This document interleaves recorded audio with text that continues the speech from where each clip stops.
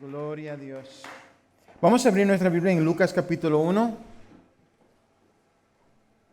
Get a little monitor up here if I can.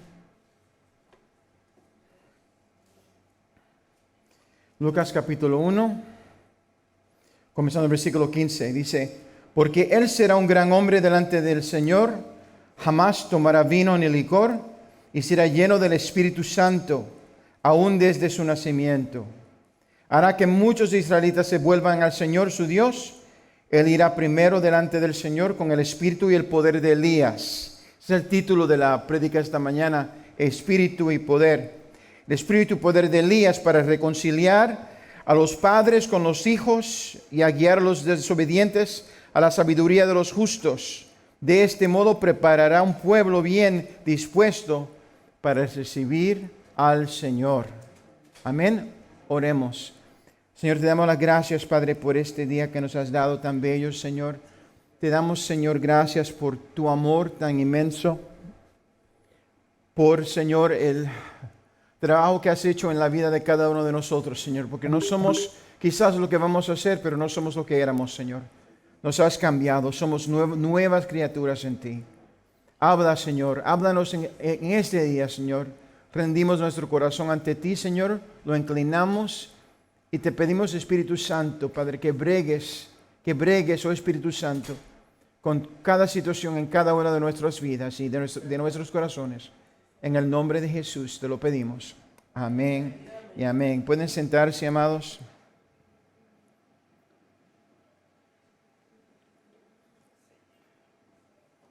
Eligiendo al caos. Eligiendo al caos. En junio del 2020, mientras la pandemia estaba en pleno apogeo, prediqué un mensaje titulado Corazón del Padre.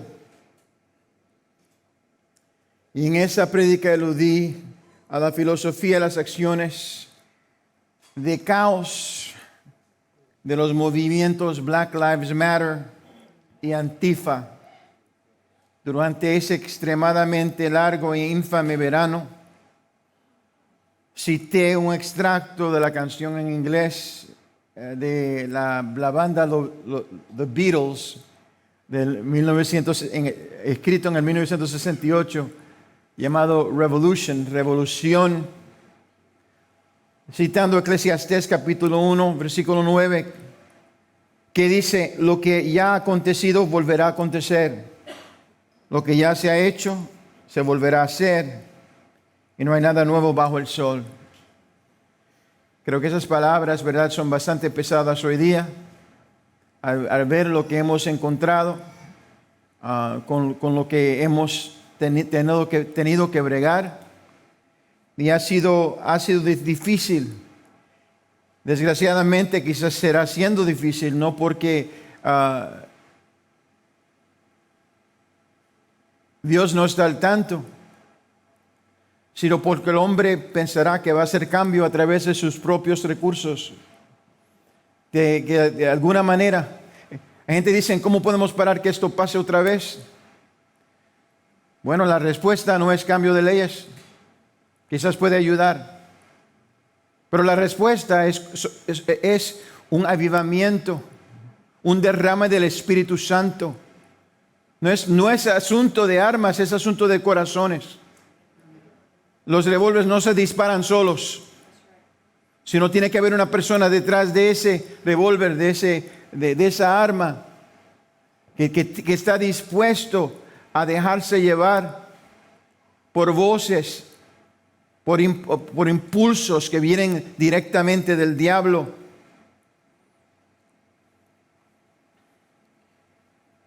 Ese mensaje me trajo a la mente el caos que envolvió las acciones de dos jóvenes de 18 años de edad. Eso me impactó. Dos jóvenes, durante 2 semanas, los dos de 18, son juveniles. Si estuvieran aquí en Nueva Jersey, en esta iglesia, vendrían a los servicios de Aino.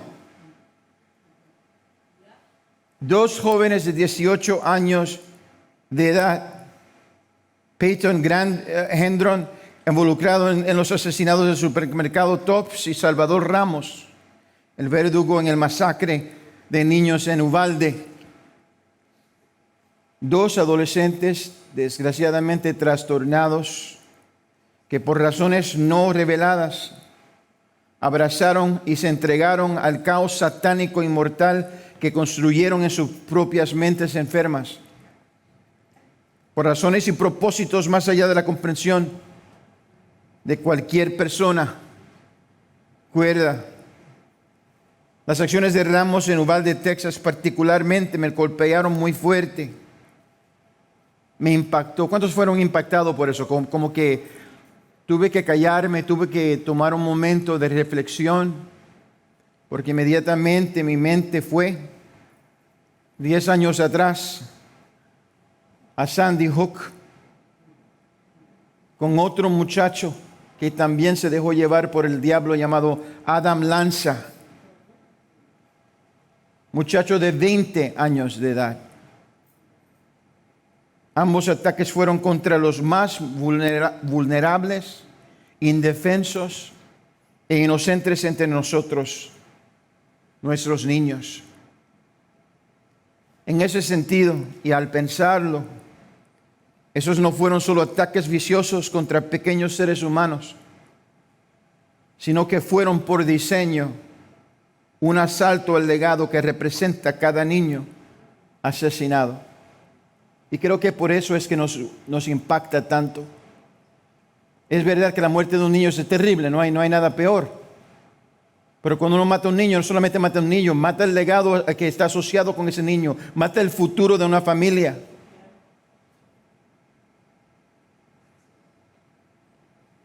Hasta cierto punto esos asesinatos tenían una cualidad que trasciende el tiempo. Al disparar sin sentido hacia los niños, la intención no es simplemente matar a un niño, sino matar la esperanza que cada niño representa. Es el ataque directo de una persona autopercibida como desesperanzada a nuestra esperanza colectiva como una sociedad. Hay un tema que impregna casi todo lo que estamos viendo en estos días, desde el aborto hasta el intento de sexualización y preparación de nuestros hijos en las escuelas públicas a través de enseñanzas inapropiadas para la edad que están en conflicto directo con nuestras creencias religiosas, hasta la afirmación forzada de la confusión de género y la posterior afirmación forzada de la castración química, la mutilación permanente de nuestros niños preadolescentes sin el consentimiento de sus padres. En todo esto, ya sea violencia física real como vimos en Sandy Hook o Uvalde, o todos esos otros ataques, el tema es consistente. El tema es consistente, la destrucción de nuestros niños, tanto en términos de su inocencia como de sus vidas físicas. Eso me trajo de regreso a la enseñanza bíblica del espíritu y poder de Elías, del cual hablaremos hoy un poco. Empezamos reconociendo la importancia de trabajar, ¿verdad? De trabajar para Dios, de hacer el trabajo de Dios bajo la unción o bajo el poder del Espíritu Santo.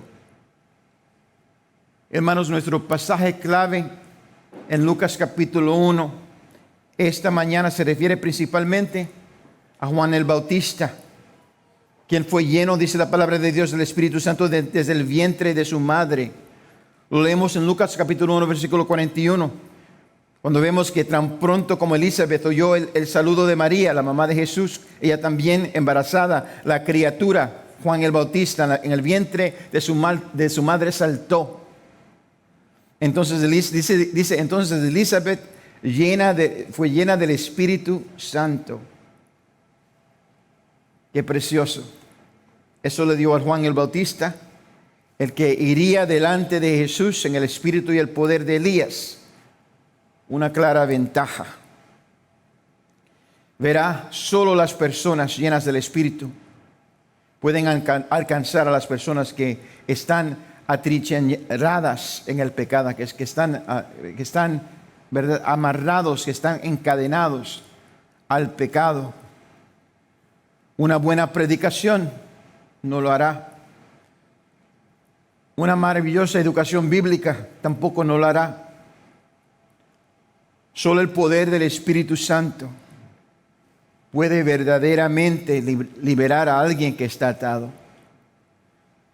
Fue el poder del Espíritu Santo el que resucitó a Jesús de entre los muertos, dice la palabra del Señor. Efesios capítulo 1, versículo 19 dice: y cuán incomparable es la grandeza de su poder a favor de los que creemos. Dice, ese poder es la fuerza grandiosa y eficaz que Dios ejerció en Cristo cuando le resucitó de entre los muertos. Amados, lo que se necesita, amados, son gentes que tienen buena labia, no que tienen una educación teológica, no que se vistan bien, que tengan buen coro, o músicos. Se necesitan hombres y mujeres llenas del Espíritu Santo para poder bregar con el evil, con la maldad que estamos viendo y estamos experimentando hoy día.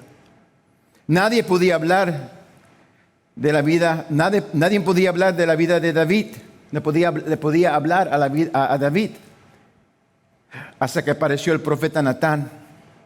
Saulo, que al fin se convirtió en Pablo, probablemente estaba poseído por un demonio, ya que respiraba amenazas, dice la palabra de Dios, contra el pueblo de Dios, hasta que conoció a Esteban, un joven creyente griego, dice la palabra de Dios, lleno del Espíritu Santo. Y este fue el punto de inflexión de Pablo. Luego estaba el endemoniado Gadareno, a quien ningún hombre podía domar o atar. Estaba completamente fuera de su mente. Quizás como esos dos jóvenes, hasta que vino a encontrarse con Jesús y lo libertó de esos demonios. Es uno de los puntos, de las experiencias bíblicas más, ¿verdad?, temerosas. Cuando Jesús le dice: ¿cómo te llamas? Y dice: me llamo Legión, porque somos muchos. Quizás te asusta a ti o a mí, pero a Jesús absolutamente nada. Porque Jesús tiene el poder. El Espíritu de Dios, cuando se alaban al Señor, tiene el poder para romper cadenas. Aquí lo vemos. La palabra de Dios no dice esto por decirlo, sino para dejarnos saber con qué se está bregando. En Marcos capítulo 5 dice: tanto como desembarcó Jesús, un hombre poseído por un espíritu maligno le salió al encuentro de entre los sepulcros. Este hombre vivía en los sepulcros y ya nadie podía sujetarlo, ni siquiera con cadenas. Muchas veces lo habían atado con cadenas y grilletes, pero él los destrozaba y nadie tenía fuerza para dominarlo. Noche y día andaba por los sepulcros y por las colinas gritando y golpeándose con piedras. En la versión en inglés dice: y cortándose. Entonces Jesús lo liberó. Esto es lo que se puede hacer a través del poder del Espíritu Santo. Incluso cuando has permitido que el enemigo entre en tu cabeza y terminas cortándote como un grito de ayuda, como muchos juveniles y jóvenes hoy día. Hay muchas maneras diferentes en cómo podemos cortarnos. Al prestar atención a la voz del enemigo que habla en tu contra dentro de tu cabeza, inevitablemente te llevará a encontrar uno de esos caminos, una de esas maneras de cortarte. Algunos de los cortes son visibles, otros no lo son. Quizás en la vida de esos muchachos los cortes eran invisibles. Quizás sus seres queridos no pudieron ver qué estaba en la mente y el corazón de estos jóvenes. Después de pasar tiempo a solas con Dios en el desierto, la Biblia nos dice que Juan el Bautista se fortaleció en el Espíritu. Y como resultado, Juan el Bautista tenía la unción del Espíritu Santo que podía liberar al cautivo. Como he dicho muchas veces desde este púlpito, crecemos fuerte en el Espíritu de la misma manera que crecemos fuerte físicamente. Hacemos ejercicio. En nuestros propios desiertos personales tenemos que hacerlo. Allí en la ausencia de distracciones de la vida es a menudo a donde Dios elige señalar aquellas áreas en nuestras vidas en las que más se necesita trabajar para llevarnos al lugar correcto de condicionamiento con Dios. Él es como nuestro entrenador. El Espíritu Santo es nuestro entrenador. Y a veces a través del dolor es que Él puede apuntar, ahí es a donde tienes que crecer. Ahí a donde te estoy tocando, a donde estás sintiendo el dolor, la presión. Lo que nos lleva a nuestro tema principal. Y es que tenemos que operar en el espíritu y el poder de Elías. El ángel del Señor en Lucas capítulo 1 profetizó que Juan dice, él irá primero delante del Señor con el espíritu y poder de Elías. Entonces dice lo que va a hacer para reconciliar a los padres con los hijos. Qué interesante. Para reconciliar a los padres con los hijos y guiar a los desobedientes a la sabiduría de los justos. ¿Verdad? Y juntamente esas dos cosas, de este modo preparará un pueblo bien dispuesto para recibir al Señor. Hay un proceso, amados. Y aquí Dios nos presenta lo que plantea la pregunta, ¿qué exactamente es el espíritu y el poder de Elías? Analicémoslos un poco. Vamos a romperlo para que podamos entender. Primeramente, ¿qué significa el espíritu de Elías? ¿Qué significa el espíritu de Elías? Una comprensión normal del término hablaría del enfoque, la dirección y el énfasis de la vida del profeta Elías. En otras palabras, lo que le apasionaba. ¿Recuerda lo que dije la semana pasada? Cuando estaba hablando de la diferencia entre lo que te trae emoción y lo que te apasiona. ¿Verdad? Muchas cosas nos traen emoción, nos hacen emocionales, ¿verdad? Pero pocas son las cosas por las cuales estamos apasionados. ¿Verdad? Y dije, ¿verdad? Y eso es lo que está buscando el Señor en la vida del creyente. En la vida del discípulo de Jesús, gente que están apasionadamente enamorados del Señor, que tienen al Señor como primero realmente en su vida, no es solamente en su boca, a donde es obvio, no solamente en lo que dicen, pero en su comportamiento y en su pensar, a donde meditan en la palabra del Señor de día y de noche, a donde buscan llevarse por la guianza del Espíritu Santo en su vida. ¿Qué apasionaba a Elías? Si quieres saber lo que apasiona a un cristiano, todo lo que tienes que hacer es averiguar por qué él o ella constantemente ora. ¿Qué es lo que apasiona a un cristiano? Bueno, ¿por qué? ¿Sobre qué es que esa persona está constantemente orando? La epístola de Santiago, que acabo de enseñar, comparte un poco sobre los hábitos de oración de Elías. Y dice en el capítulo 5, versículo 17, hablando de Elías, dice, Elías era un hombre con debilidades como las nuestras. Es interesante que antes de decir algo de Elías, lo primero que dice es que Elías era un hombre con debilidades como tú y yo. No era un semidios. No era un superhéroe. Era una persona básica, una persona con pasiones como tú y yo. Dice, con fervor oró que no lloviera, y no llovió sobre la tierra durante 3 años y medio. Con fervor oró que no lloviera, y no llovió sobre la tierra durante 3 años y medio. Aparentemente, Elías oró constantemente durante 3 años y medio para que no lloviera en Israel, para que el pueblo pudiera llegar al punto en el que pudieran darse cuenta de que habían pecado y como resultado trajeron el desagrado de Dios sobre ellos mismos y en los que les rodeaban. Esa oración de Elías no es una oración que nosotros haríamos típicamente. ¿Cuántos orarían, Señor, quita mi bendición? Señor, tráeme hambre.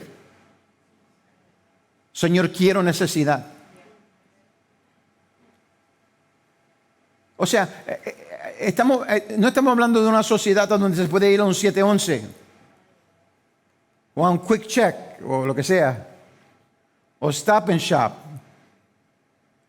Era una sociedad que no tenía nada de eso.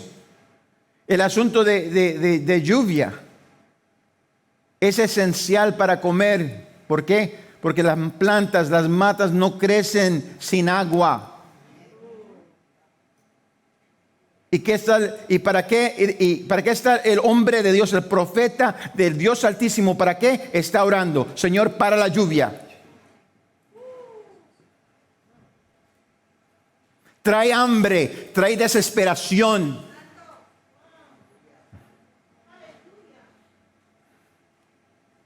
Trae necesidad.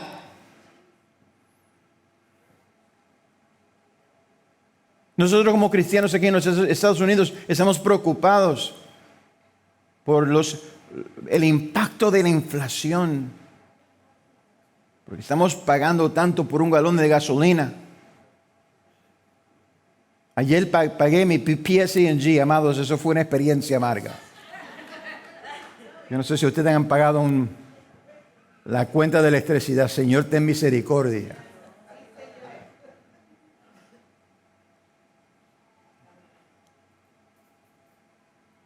Pero el profeta estaba hablando, Señor, sigue mandándolo. Sigue dando paletas, Señor.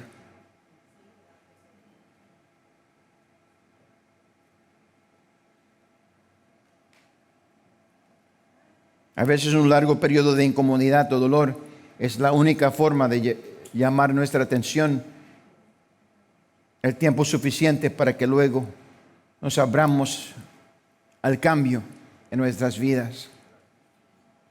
En la mente de Elías, el propósito de la sequía era preparar al pueblo para el arrepentimiento. Amados, Dios a menudo tiene que llamar nuestra atención en lo natural antes de poder hablarnos sobre lo espiritual. Voy a repetirlo. Dios a menudo tiene que llamar nuestra atención en lo natural antes de poder hablarnos sobre lo espiritual. En la economía de Elías concluyó que el sufrimiento físico a largo plazo, exactamente el valor de 3 años y medio, ese sufrimiento, no era un precio demasiado alto a pagar si conducía a un verdadero avivamiento espiritual. La mayoría quiere terminar con el sufrimiento en 3,5 minutos. Para nosotros 3 minutos y medio es demasiado. En nuestro cristianismo moderno basado en la prosperidad, realmente no podemos comprender la necesidad de perseverar mientras sufrimos las pruebas durante un periodo prolongado para beneficiarnos espiritualmente a largo plazo. Santiago no dice simplemente que Elías oró, sino que oraba fervientemente, con fuerza. Eso fue una oración sincera. Esa fue una especie de oración de haz lo que tengas que hacer, Señor. Hasta que estés listo para orar así. Haz lo que tengas que hacer, Señor. No podemos esperar nuestra liberación.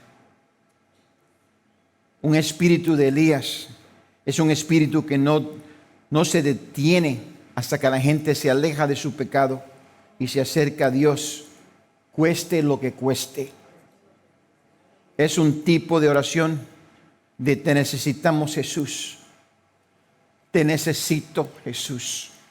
Todo o nada. Te necesito completamente, Señor. Es una oración de desesperación. No hay nada que me pueda satisfacer. No hay nada que pueda contestar mi necesidad. No hay nada que pueda hacer el cambio necesario. Solamente tú, Jesús. Cuando David clamó en el Salmo 51, crea en mí, oh Dios, un corazón limpio y renueva la firmeza de mi espíritu. No me alejes de tu presencia, ni me quites de mí tu Santo Espíritu.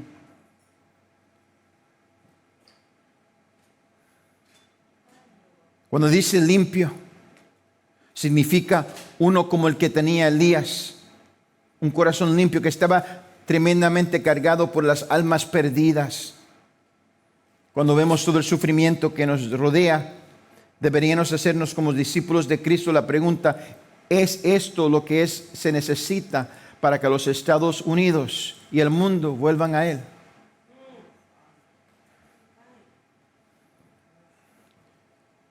Le voy a dar la contesta. La contesta es sí. La contesta es sí. Porque si todo sigue normal, la gente sigue pecando. No se arrepiente. Se vuelve hasta más perverso. La perversidad, ¿verdad?, aumenta. Amén. Es como un niño que está haciendo las cosas malas. Amén. Hay una diferencia entre cómo los americanos tratan a los niños y los hispanos. ¿Han notado? ¿Han notado? Juancito, por favor, no haga eso. No es bueno que haga eso.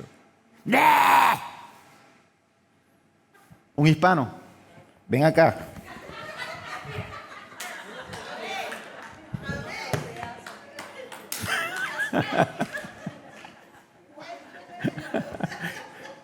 Creo que Juancito cambia su manera, inmediatamente se endereza. Mi mamá era pequeña, pero tenía un tremendo chancletazo, gloria a Dios. Ella me ministraba constantemente con la imposición de manos.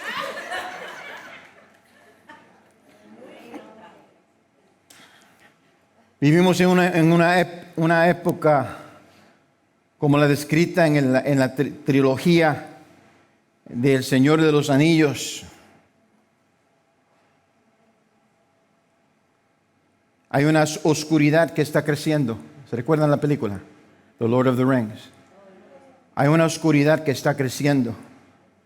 Puede que hoy estés a salvo en tu castillo, pero te guste o no, la oscuridad está creciendo y se acerca. La oscuridad en este país está creciendo y se acerca. La iglesia se ha dejado de distraer por las tinieblas. ¿Sabes el problema con nosotros? Es que estamos observando la oscuridad. Nos atrae. Describimos la oscuridad. Nos volvemos expertos en la oscuridad. Nos obsesionamos sobre la oscuridad y qué es lo que causa la oscuridad. Eso es lo que vemos hoy en la noticia. Vemos esta perversidad que hicieron esos dos muchachos y estamos concentrando en lo malo. Eso no es lo que cambia. Lo que cambia es concentrarnos en lo bueno. La contesta de la oscuridad es la luz. La luz no se tiene que buscar, solamente se tiene que prender. La luz está ahí. Simplemente tenemos que prender la luz y desaparece la oscuridad. Y es el deber del pueblo del Señor levantarse, ir al switch y prender la luz. Porque el problema, amados hermanos, cuando hay muchachos de 18 años de edad, son niños haciendo estas barbaridades, amado hermano. Tenemos que apuntar el dedo hacia nosotros. Ese muchacho está completamente rodeado por la oscuridad. ¿Por qué? Porque no había nadie al lado de él que podría aprender la luz. No creo que hay duda en mi mente que estaban endemoniados. ¿Hay alguien aquí que duda eso? Es imposible hacer lo que hicieron esos muchachos a menos que no esté completamente bajo un poder satánico.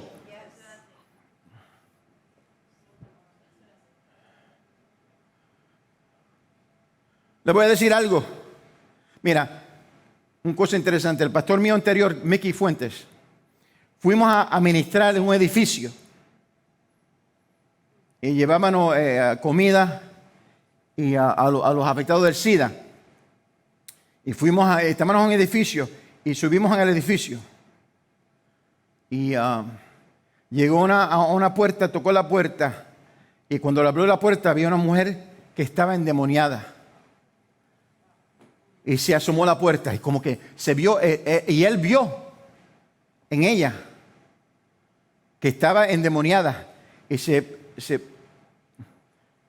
pero movió para atrás. Y esa mujer con las uñas así comenzó a correr hacia él y se tiró por el aire a brincarle encima. Cuando esa mujer, él estaba ahí y esa mujer se tiró encima de él. Cuando de momento chocó contra algo y la movió para atrás antes de llegar a él. Como que le dio una pared y cayó para atrás. El ángel de Jehová acampa alrededor de los que les teme y los defiende.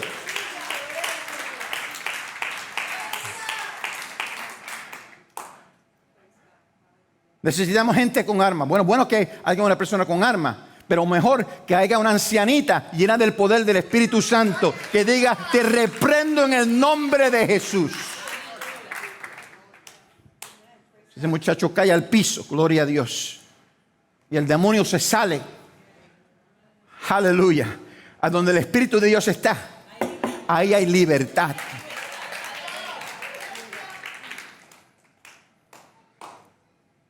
Nuestra pasión debe ser salvar a los perdidos y no invadir la oscuridad. Voy a repetirle. Nuestra pasión debe ser salvar a los perdidos y no evadir la oscuridad. Iglesia, la oscuridad no viene. La oscuridad ya está aquí. La oscuridad ya está aquí. Podemos perder el tiempo quejándonos de lo oscuro que está, o podemos, créanlo o no, simplemente encender la luz. ¿Por qué es esta una estrategia efectiva? Porque por su propia naturaleza la oscuridad no puede vencer a la luz. La oscuridad en sí, a nivel lógico, no existe. Voy a repetir. Y creo que filosóficamente entiendan lo que estoy diciendo. La oscuridad en sí no existe. La oscuridad meramente es la ausencia de luz. Repito, la oscuridad es la ausencia de luz. No podemos combatir contra la oscuridad. Todos estos planes que tienen estos políticos, ninguno va a trabajar. Ninguno. Porque el problema está en el corazón del hombre. El problema es interno. Lo que estamos viendo es una expresión de lo que está adentro de gente. Una persona está poseída por demonios, va a actuar endemoniado. Va a hacer actos que no vamos a comprender. ¿Por qué? Porque esos actos no están basados en lógica. Están basados en un impulso tan satánico, en la oscuridad.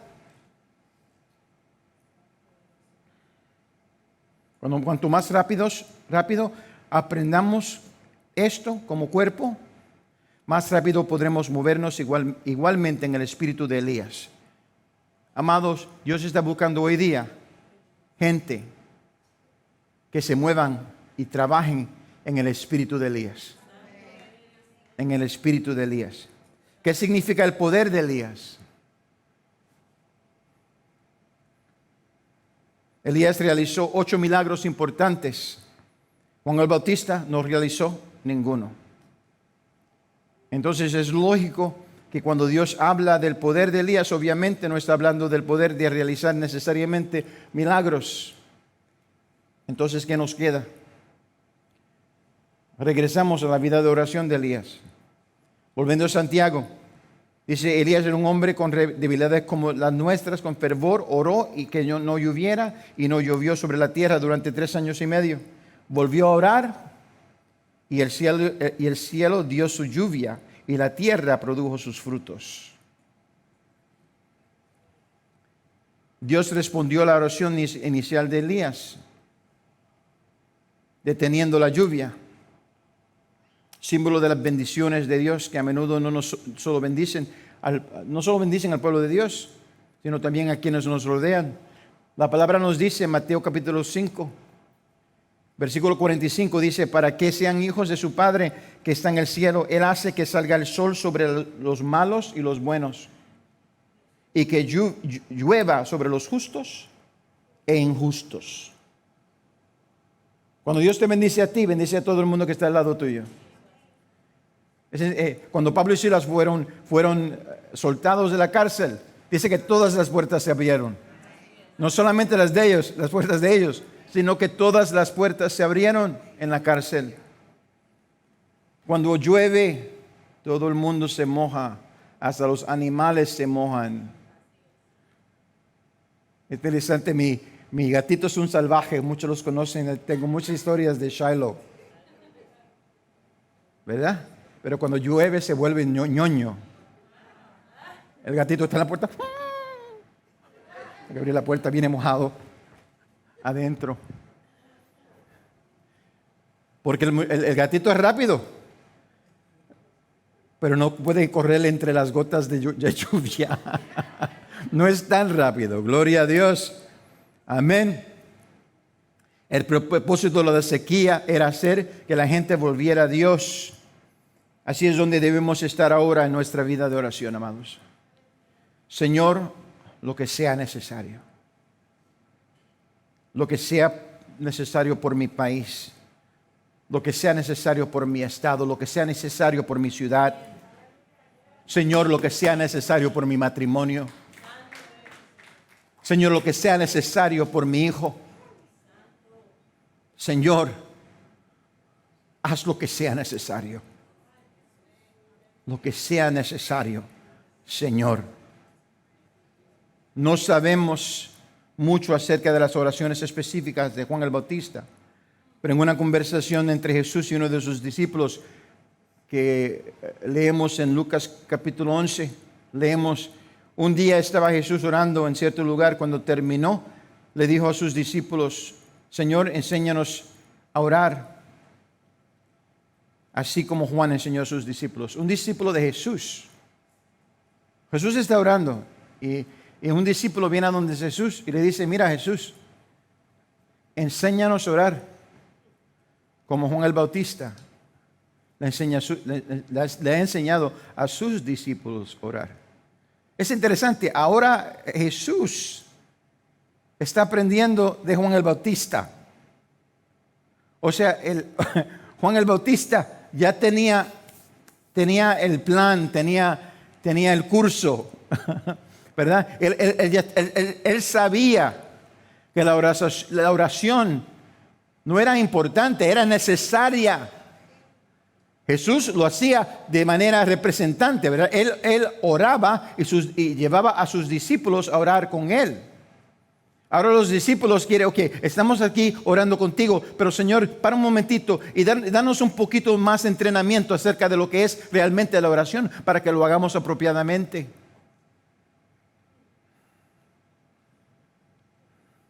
No sabemos qué específicamente era lo que Juan el Bautista estaba orando, ni lo que le estaba enseñando a sus discípulos a orar. Pero sí sabemos que era un hombre de oración.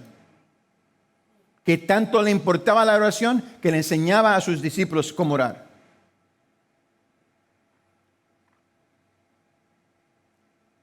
Obviamente, ¿verdad? Fue una cosa que impactó a todos. Llegó hasta los oídos de Jesús. Ese hábito de oración. Número 2, tenemos que tener el testigo o el testimonio o la pasión de testificar de Elías. La vida de Elías estuvo marcada por un milagro tras otro que cambiaban vidas. Era una vida entregada a Dios, vivida en espera de la interrupción y la intervención de Dios. Elías, como Enoc, nunca probó la muerte. La Biblia dice que fue elevado al cielo en un carro de fuego. Hasta el día de hoy, cada seder de Pascua, en cada hogar judío, hay una copa que se llena, le llaman la copa de Elías, se llena de vino. Y termina con un niño que va a la puerta para invitar al profeta a pasar. Están esperando el regreso, la venida de Elías. Hay una silla que se conserva en cada mesa, vacía. Nadie se puede sentar ahí porque esa es la silla de Elías.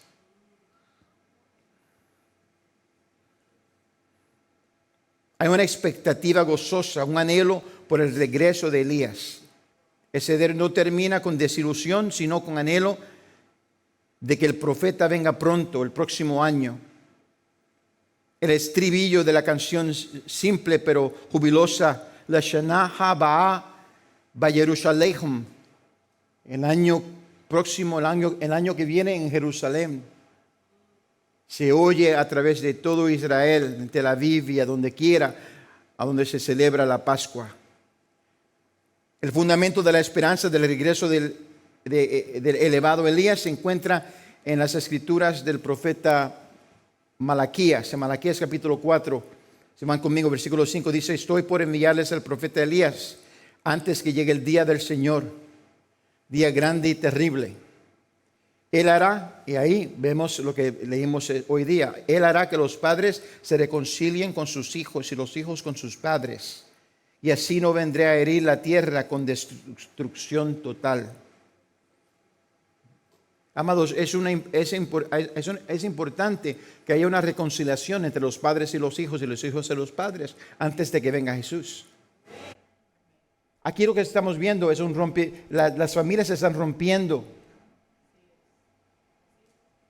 Es uno de los problemas que sobre el cual yo prediqué cuando prediqué y le dije lo que tenían en las páginas de web, la organización Black Lives Matter, que estaban oponiéndose a la familia. Estaban celebrando el transexualismo, ¿verdad? Y estaban criticando, buscando, ¿verdad?, a bajar la importancia de lo que es el matrimonio entre hombre y mujer. Una cosa interesante. Pero le puedo decir algo. Cuando antes de la llegada del Señor, el Señor va a reconciliar a los hijos con los padres y los padres con los hijos. Él va a restablecer la familia y la importancia de la familia. Así que, amado, cuando usted ve lo que está pasando, Piense, Cristo viene pronto. Y está preparando su pueblo para que nosotros pongamos el enfoque a donde tenemos que ponerlo y no en otra cosa.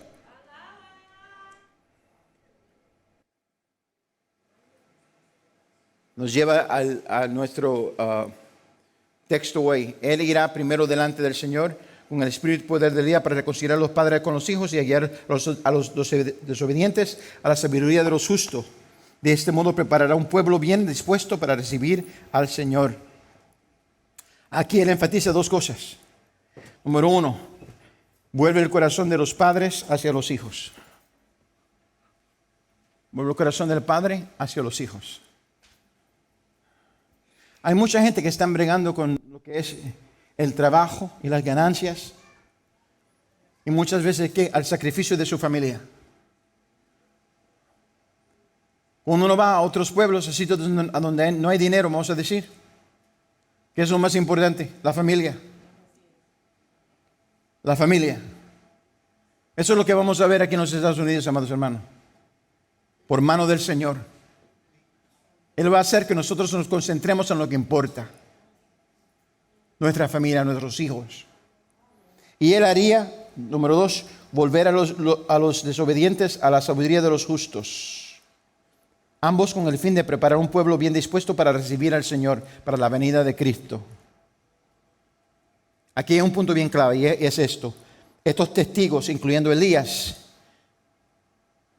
en los últimos días, lo vemos en el capítulo 11 de Apocalipsis. Hay dos testigos. Nosotros pensamos que es Enoc y Elías porque son los únicos seres humanos que no han visto la muerte. Y sabemos en la palabra de Dios que dice que le es asignado al hombre morir. Y después de eso el juicio. Y vemos a esos dos. Yo había dado un curso de escatología. Y están en la internet, lo pueden buscar. Les recomiendo que lo vea. Pero lo que hacen esos dos discípulos es impresionante. Yo dije que a lo mejor van a decir que son seres extraterrestriales. ¿Verdad? Porque van a hablar. Dice para Dios que fuego le va a salir de la boca. Yo le dije que son Godzillas. O sea, Godzillas humanos. ¿Verdad? Pero como quiera, el anticristo va a buscar la bestia, va a buscar y los va a matar. Pero dice la palabra de Dios de que iban a ser perseguidos, iban a ser a largo plazo matados por su testimonio, por la prédica del Espíritu Santo, por el testimonio del Espíritu Santo, por la dispersación, por la presentación del Evangelio.